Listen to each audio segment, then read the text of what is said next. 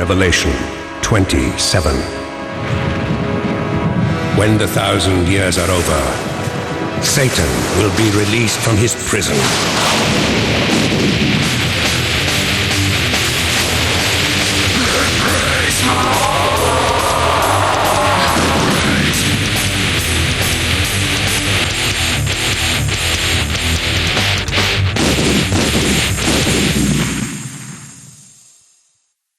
When it comes to football, real football, not Aussie rules, but the world game, or wogball, Australia really hasn't been kicking too many goals, either literally or figuratively. But why? Former Australian captain and world game presenter for ethnic broadcaster SBS has a theory. In his autobiography, former captain of Australia Johnny Warren tells an interesting story.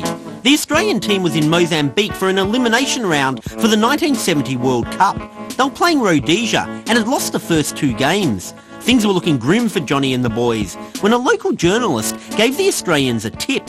Using witch doctors or nyangas was common practice in Mozambique. So why not hire one to curse the Rhodesian team? With nothing to lose, Australia did just that. A nyanga went to the stadium, buried some bones, and in the next game Australia made a miraculous recovery, winning 3-1. But alas, this is not the end of the story. The nyanga wanted to be paid, and when Johnny and the Australians refused, the nyanga said he was going to curse the Australian team. From that moment that he put the curse on, everything went wrong for the team.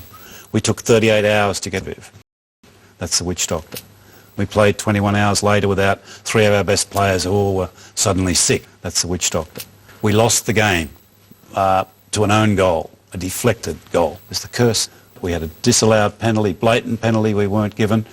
But it's not just it's off the field as well. The way the game has self-destructed, has shot itself in the foot so many times, has been its own worst enemy. And you always think, the witch doctor, this is the curse still working. When Australia played Iran, the MCG, that night, which Australians will not forget, that was Australia's game. We didn't win it. For some reason, we didn't win it. That's the witch doctor. So every time you see those things, you think, the curse is still there. Well, there's no point in dwelling on the past. We've got to put that all behind us, and I think I'm going to try and make it right. We hope you can. So I was off to Mozambique, where the curse had been placed over 30 years ago.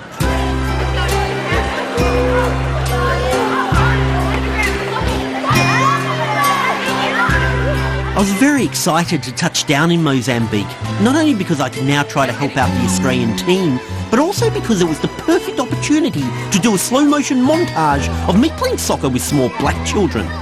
Fuck, I'd look good. And everyone watching the show would really like me. Definitely cut out that bit, Damien the editor. We cannot have a bit like that in the show where I smash this small child in the head with a soccer ball. It'd make me look very bad. Anyway, I seem to have got distracted. Back to the mission at hand, removing the curse. I met up with Danilo, who said he could find me some nyangas or witch doctors. Hello, you John? He hooked me up with Paulino and Miriam, who had been nyangas for most of their lives. When you do your nyanga ceremonies, who are you invoking? Is it like spirits? Is it ancestors? Is it God? How does it work that your nyanga powers can overrule the other nyanga's powers?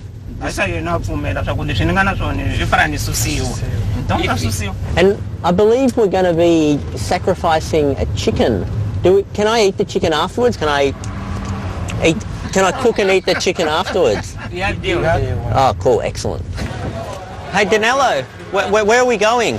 To buy the chicken. Paulino and Miriam said for the curse breaking to work, we had to go back to the place of the original curse. Okay, we're off to the soccer stadium where back in 1969 Australia played the infamous game against Rhodesia, now Zimbabwe.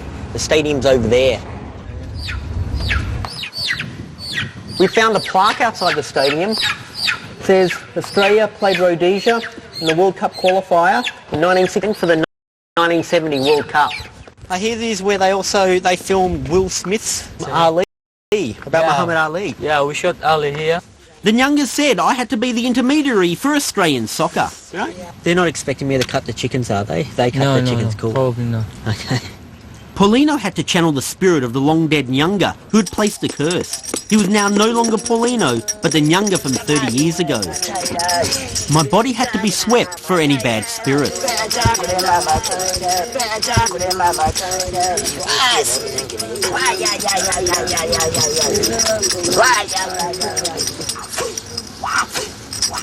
I had to spit on a knife, then place a coin on his head.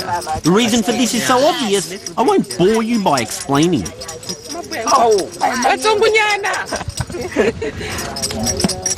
Like this. The spirit appears, so he wants to talk to you. He's saying hello for everybody. Hello. He's asking how are you. I'm good. Yeah, put the whisk and other stuff down. Next was compensating the Nyanga to make up for Johnny Warren and the boys ripping him off. I brought you this stuff here because in 1969 the Australian soccer team did a bad thing. They got a Nyanga to help them out, and then they left the country without paying the Nyanga. I hope this makes up for it.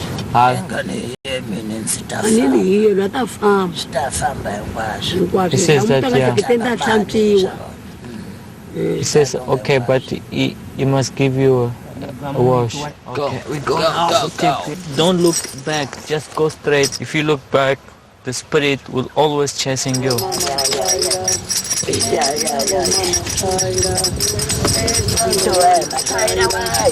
Relax, man. Relax. Relax, buddy.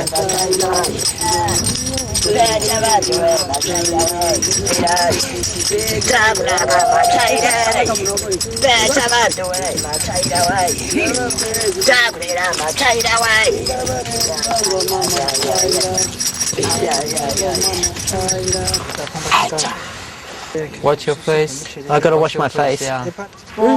Yeah, put down. Put the hands on it. Yeah, put No. Cool. Yeah, when you wash outside.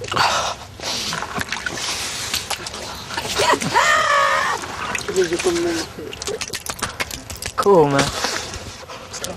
Yeah, it's cool, man. Yeah, no, do that stuff. Yeah, one. I do it, second and time. One time. Okay, right. Go, man. The work now is finished. You'll give you medicines. You put in the water in Australia Federation Football Association, and you wash. So I was back to Australia for the final part of the curse breaking. This guy was taken off injured after about 39 minutes. And he dropped, he virtually threw 2 in. Yeah, that's the witch doctor. So what's the process? So the process is, first we have to wipe down our arms, our legs and our face. Then we put the powder in, and then we wipe ourselves down with that again. Hey, there you go. Tastes all right too. We shall see. When's the next game where we can test whether this has all worked? I hope it works. Yeah. It was a long trip to Mozambique.